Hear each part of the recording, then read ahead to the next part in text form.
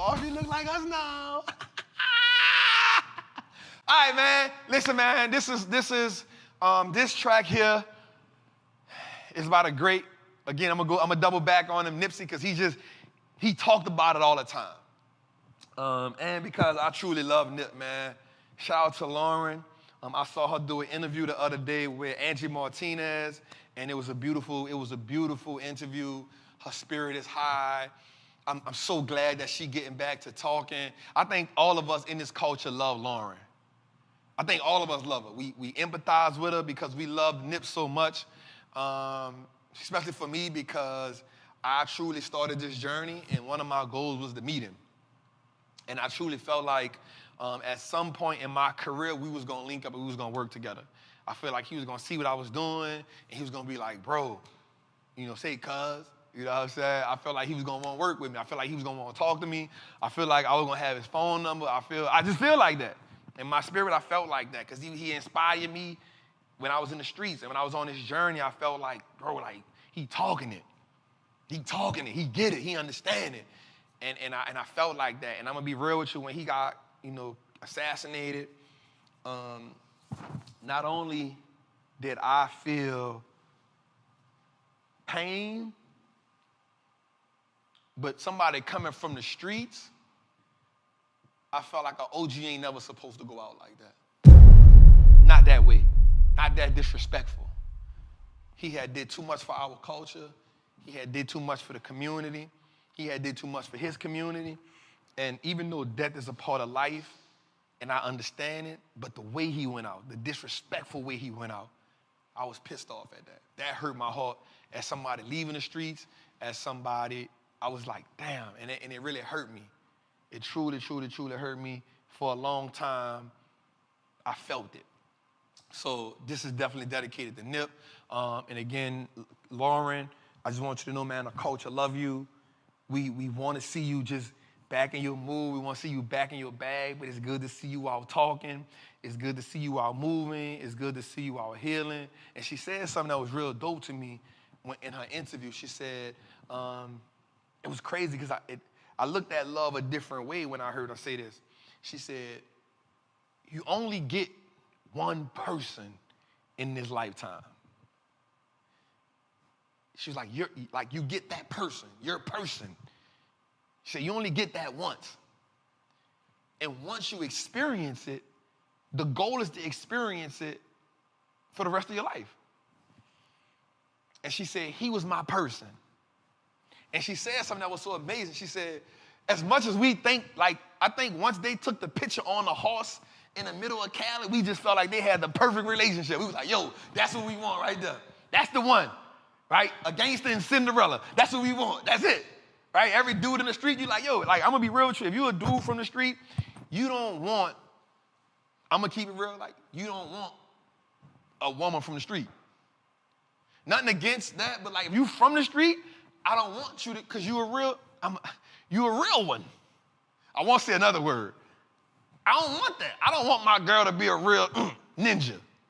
I want her to be my girl. My partners is my real ninjas. So when you from the street, you don't want your girl to be a real ninja. You want her to be your girl. I don't want you to understand my street logic all the time.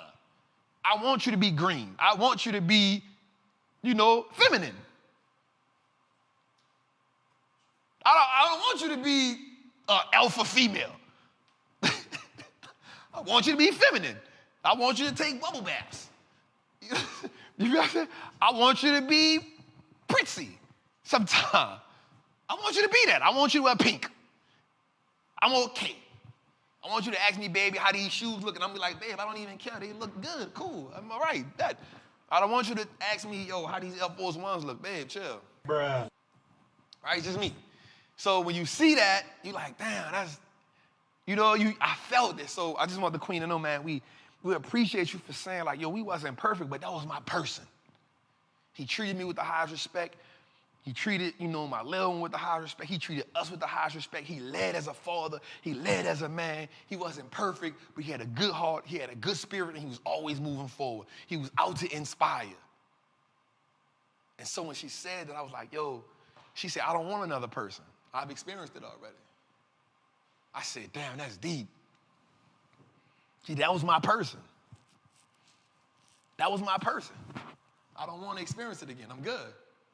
She said, I don't want. I was like, damn, that's good. So, Queen, we love you. We appreciate you. Man, let her know I said it, man. Let her know Trap said it, man. Nothing crazy. Let's go, man. So this version of Well Track, Nipsey said, we playing a long game. We don't want the money to stop when we go. When we can't work no more, we want it to outlive us. We want it to be generational. Jose, you hear that? Jose gonna chop that one up. He gonna chop that one up. Listen, we're gonna say it again. Nip said, yo, we playing a long game. We don't want the money to stop when we go. When we can't work no more. We want it to outlive us. We want it to be generational. Yo, that's a bars. That's heavy, heavy. Everybody won't get rich quick. Nobody don't want to play the long game. Go back. Everybody won't get rich quick. Nobody want to play the long game. So he said, yo, we playing a long game. That means the moves I'm making right now, I don't need them moves to be into fruition tomorrow. I need them to work. I ain't planting a seed today to eat the fruit tomorrow. If it do, I'm eating the avocado. I'm eating the mango while it's still green. I'm eating the banana while it's still green. I'm eating the watermelon. Boop, boop, boop. It ain't ripe. The money ain't multiplied enough. The money ain't multiplied enough. It ain't compounded enough. My money ain't recruited enough interest. My money ain't paid me enough dividends yet. We playing a long game. We don't want the money to stop when we go. Yo, listen, we are dead longer than we're alive. People be like, wealthy people greedy. No, they ain't. They just understand one thing. I'm dead longer than I'm alive. So I got to keep making money, not for me, but for my family, so it can be generational. So when I'm gone and keep going, Nip said, when we can't work no more, we want the money to outlive us. We want the investments to outlive us. Broke people live check to check. Rich people live year to year. Wealthy people live generation to generation. Yo, I'm trying to be 5, 6 generations ahead. Listen to me, family. You're a first generation millionaire. Bro, you only got 1 generation under your belt. Mark Cuban said, yo, if you ain't worth 10 million yet, yo, you walking on eggshells.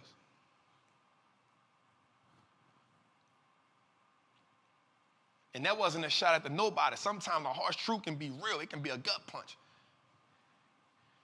You make 6 figures, 7 figures. You going buy all the jewelry. You going wear designer every day, all day. You got every car you wanted. Now you really you're a rich slave. You living check to check now. You're a rich slave. Now you got to keep working to try to maintain a lifestyle. Yo, I wear travel apparel 362 days out of the year. The other 3 days, I might got to put something else on because people be like, yo, I need you to wear a little something different. Which reminds me, I got to talk to my designer because I'm going to come up with a suit and a long sleeve shirt that's going to have WST on it, and now I'm still wearing my own stuff again. He said, we want the money to outlive us. We want it to be generational. I remember when Nip died, got assassinated, and Hov, just being a god, he went to them. I don't know if it's true or not, but he went to Lauren. He tried to give us some money. She was like, no, we good. Thank you, we good. My God left us straight. That made me smile so much. Because he practiced and he lived what he talked about. He said, Hov was like, yo, I don't know if it's true or not. It was just a speculation. But she said, nah. We good. He left us straight. He did his job. So I want you to understand that. So I'm going to say this again, man. We playing a long game. We don't want the money to stop when we go. When we can't work no more, we want it to outlive us. We want it to be generational.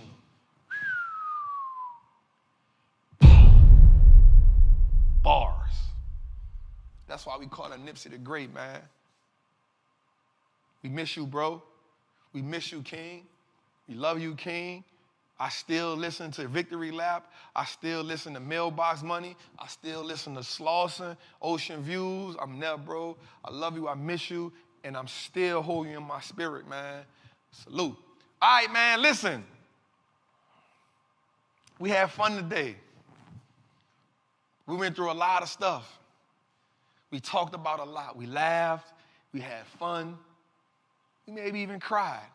We took a lot of notes. Tooted uncanny me 3 times and hit the watch. I get it, bro. But I like to have this part that's called Wise Word from the OG. And it's the part where I just like to have a talk with us. Trapper the Trapper. You must be able to take what you learned today and build on it, or add it on to what you learned yesterday. Even if yesterday's lessons are outdated, there is an experience factor in those lessons that must be captured.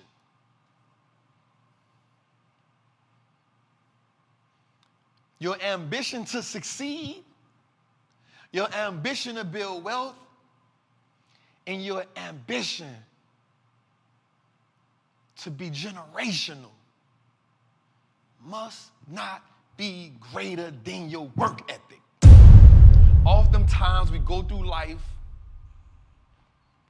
and we take for granted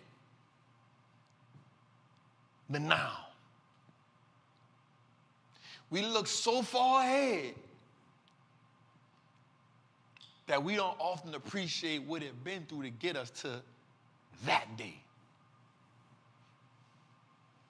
And when you don't appreciate your yesterday,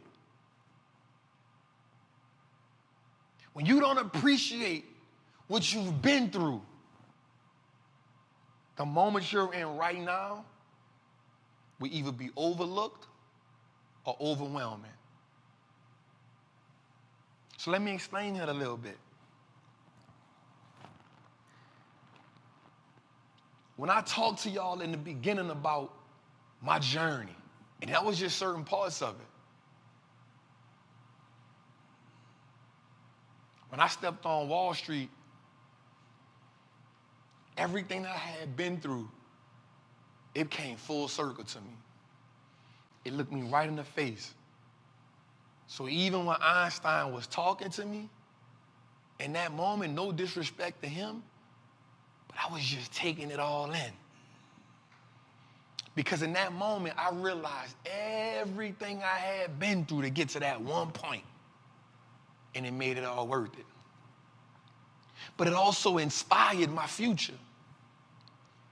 See, when you appreciate what you've been through, and when you appreciate and you live in the moment, it gives so much credit and so much promise to your future.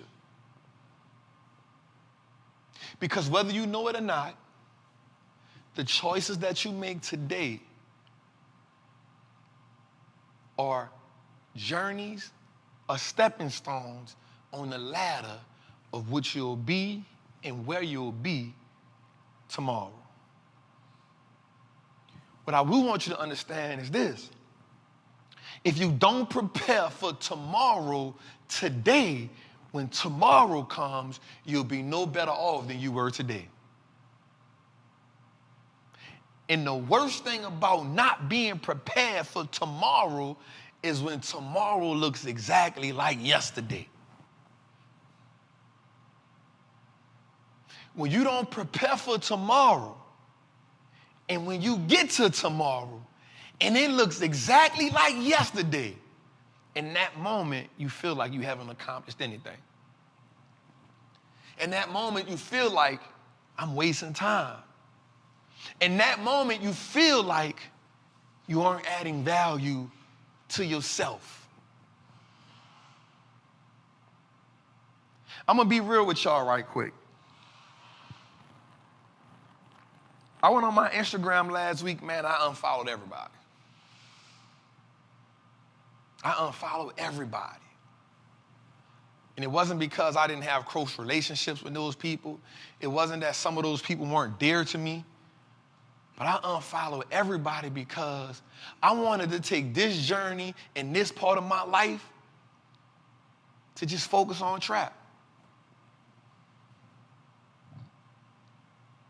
I wanted to just focus on how I want to end the year and how I want to start the year. And being as transparent as I can be right now, I am strong. I am probably one of the most motivated people. I am probably one of the most confident people you will ever meet in your life. But sometimes, I feel like I ain't doing enough when I get on the gram and I see people who I'm cool with doing their thing. And it's not that I'm comparing myself, but I'm looking at my people like, yo, damn, they just did this. Shit, I got to do this. And it throws me off track sometimes because I'm not appreciating my moment. Because I ain't appreciating my moment. I had one of my biggest moments ever in June. One of the accomplishments that I never thought I would do. I was like, yo, I really did that in a day. Got up the next day, saw one of my homies doing something like, damn, I ain't doing enough. I'm back in my bag. I'm back on my team. Like, yo, we got my team like, yo, we just did this. And what happens is, when we don't appreciate our now, and I'm not saying it's not okay to be ambitious. I'm not saying it's not okay to be inspired, but where does the inspiration come from? Does the inspiration come from within? Or does the inspiration come from outside measures that are impacting you? And at that point, that's artificial inspiration. That ain't organic. And the one thing about trap, man, nobody was with me when I was homeless. Nobody was with me when I was doing that 10-year bid. Nobody was with me when I gave birth to this idea. Nobody was with me when God impregnated me with this vision. And so it was for me to run my own race. So I'm telling you that same thing. It's okay to be inspired, but let it be organic. Don't be inspired because you see somebody else doing something and you feel like that's how you got to measure your success. The OGET wrote a book called You Owe You. What do you owe yourself? What do you owe yourself? It's not because you're seeing this person doing that. It's not because you're seeing this person do that. Again, it's okay to be inspired, but don't let that inspiration be the carrot in front of the horse that's keeping you and dictating you. And I realized when I look back that I had accomplished so many great things that I already won. I got pictures where I slept on a mattress, an air mattress with my daughter when she was 2 years old. I got pictures of that. And now she tell her cousins, man, my daddy got a Bentley. Now she know what it's like to have a 5-year-old birthday party where we bring Mickey Mouse to her. We changed the menu. I'm changing the dynamics of my family day by day. You changing the dynamics of your family day by day. Run your own race. And when you unfollow some people for a moment, if they feel some kind of way, that's on them, not you. When you purge your life, when you purge the group chat, when you purge the things that you're looking at and reading, and somebody feels some type of way, know that's on them, not you. Because your true friends, they're going to understand. None of my homies were like, bro, I'm about to unfollow you because you unfollowed me. I said, hey, fam, look, this is what I did. And it was okay. I understood the emotion that's connected to the gram sometimes. Hey, bro, listen, I unfollowed you because this is what I'm doing, bro. This is what I'm doing, queen. This is what I'm doing, fam. You a friend, I appreciate you. This is what I'm doing right now. They was like, oh, bad, I feel it. Shout out to David Shands. He said, bro, once I listened to the message, I realized, bro, like I might need to do the same thing, Trap. You need to start the unfollow challenge, Trap. And you don't know how your discipline, your dedication, and your determination not only propels you ahead, but it inspires others. When I talked about your core values and the things that you believe in, what are some of the things that you are fighting for that keeps you anchored to your past? What are some of the beliefs that you are defending that truly don't mean you no goddamn good?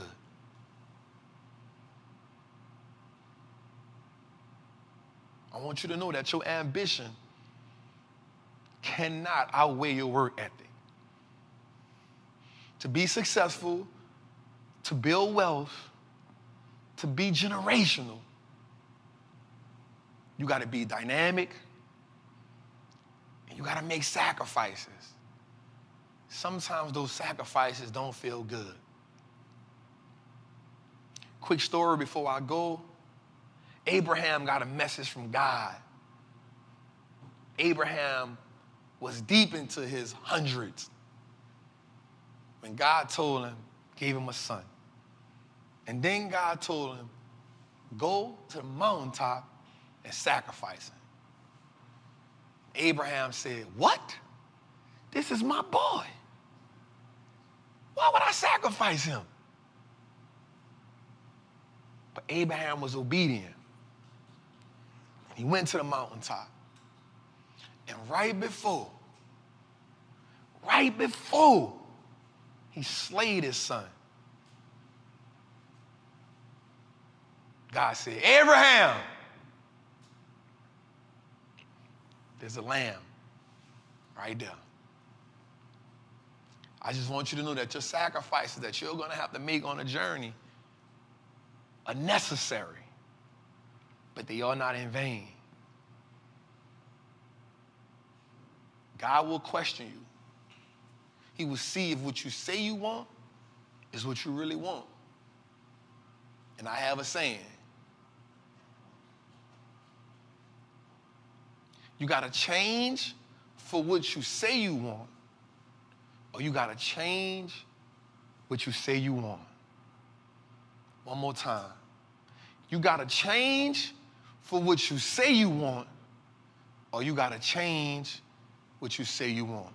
It's your boy, the Wall Street Trapper. Make sure you like, make sure you subscribe, make sure you share this with somebody. Make sure you Thursday, 5 o'clock, you check out the audio, man. I love y'all. I'm out.